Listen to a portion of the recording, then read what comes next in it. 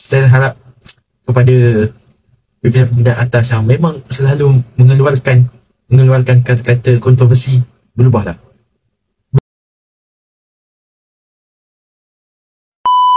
Saya baru saja balik daripada mesyuarat agung tahunan peringkat cawangan AU2A. Alhamdulillah, saya telah menjadi officially sebagai ahli PAS. Sayalah mulut-mulut yang keluar daripada ketua-ketua cawangan, ketua-ketua adun, ketua pengurusi tetap, pengurusi kawasan Pesuruhjaya PAS negeri. Semuanya mulut-mulut mereka, mulut-mulut ilmu. Sebab tu kalau kita dengar ucapan-ucapan PAS, tak lekang dia menyebut petikan hadis Nabi. Okay, video yang anda tengok tadi adalah video saya buat ketika saya form 3.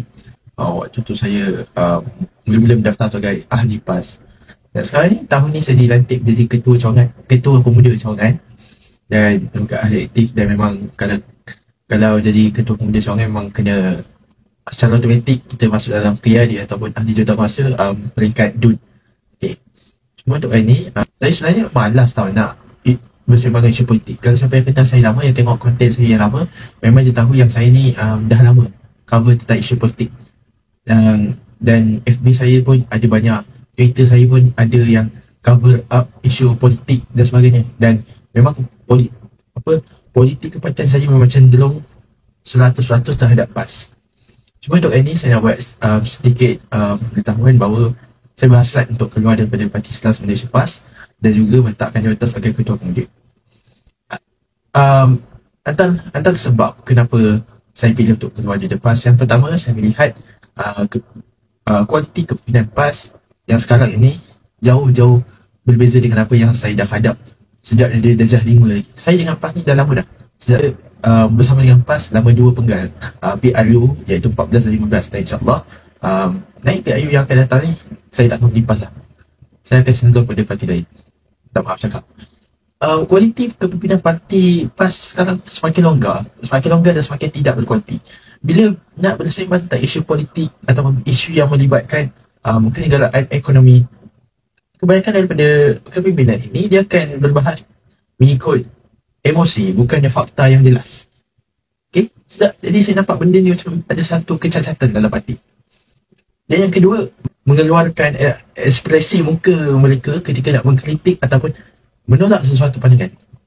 Ada yang gelarkan parti itu tak okey, ada yang gelarkan parti itu sesat, ada yang gelarkan parti itu kafir harbi dan sebagainya. Ini ke akhlak sebagai seorang Islam? Saya terfikir benda tu. Saya bukanlah nak pukul rata semua orang PAS, tak. Saya akui yang PAS ni ada kebaikan yang tersendiri. Yang kata ada kebaikan yang tersendiri, malah saya percaya ada beberapa pimpinan PAS yang bagus. Antara yang saya boleh bagi contoh adalah pimpinan di Terengganu dan juga Perlis. Bagaimana Dr. Samsuri buat kerja, bagaimana Cikgu Syukri buat kerja, saya suka.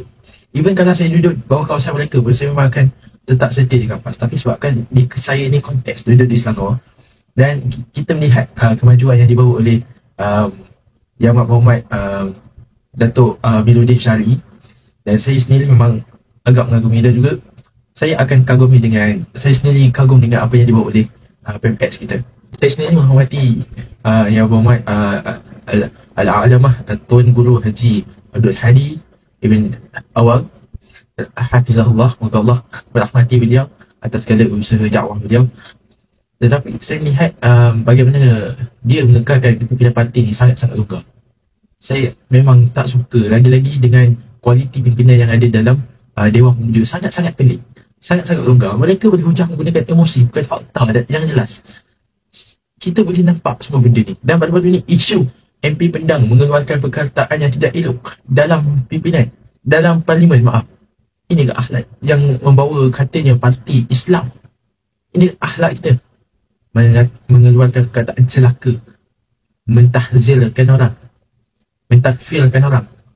Manakah budaya yang diterapkan yang di dalam PAS selama ini, iaitu budaya politik matang sejahtera? Saya sendiri, walaupun saya tak habis lagi baca buku ni, tapi saya boleh faham isi buku ni. Okay. Kalau kita lihat daripada buku ini, bab yang ketiga, budaya politik matang dan sejahtera. Yang namanya BPMS.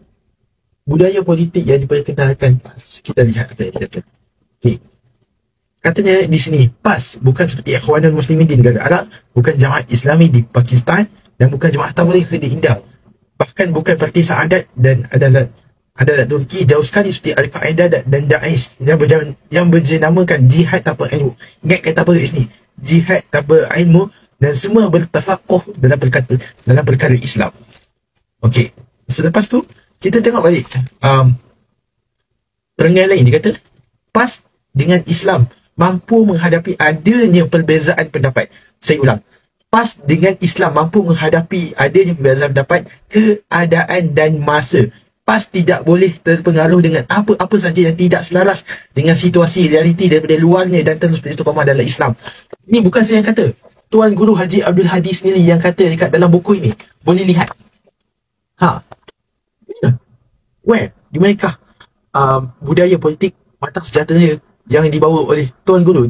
Kenapa anda pihak pimpinan bawahan tidak amalkan apa yang Tuan Guru cakap? Adakah anda belajar? Adakah anda menghayati apa yang Tuan Guru tulis? Kita setiap bulan buat usrah. Takkan tak pernah buat usrah baca buku ni? Duk asyik menggunakan buku manhaj PAS tu. Duk gunakan minda presiden ni. Guna buku ni. Lajas ni. Tengok apa yang dipegang oleh PAS, yang diperkatakan oleh Tuan Presiden sendiri. Lepas tu Tuan Guru sambung lagi dalam surat 156. PAS wajib menjadikan Rasulullah sebagai contoh yang terbaik yang menafsirkan wahyu tersebut bila bersikap memaafkan dan mengampunkan musuhnya, khususnya apabila berkuasa untuk mencapai kemenangan. Mana? Tuan Guru dah cakap dalam buku. Jadi saya harap kepada pimpinan atas bertaubatlah. 2 tahun depan lagi saya dah boleh mengundi. Sayang, saya dah duduk dalam PAS lebih kurang 8 tahun. Tapi undi pertama saya sebenarnya bukan berpihak pada PAS. I'm so sorry. Saya harap kepada pimpinan atas yang memang selalu mengeluarkan kata-kata kontroversi, berubahlah. Belum terlambat lagi untuk kita ubah pimpinan yang lain. Lagi 2 tahun kita akan ada pemilihan muktamar. Turunlah jawatan yang tak sepatutnya diberikan kepada mereka. Berilah orang yang lebih profesional. Berilah keutamaan kepada orang yang lebih matang dalam berpolitik. Ini tidak dipegangnya pucuk pimpinan pemuda kepada orang yang kuat main emosi, tak pernah nak bertabayun. Dalam hadis riwayat Muslim yang kelima mengatakan tu cukuplah seseorang tu digelar pendusta apabila dia mendengar dan dia tidak mengesahkan perkara itu, yakni bertabayun. Cukuplah semua benda tu.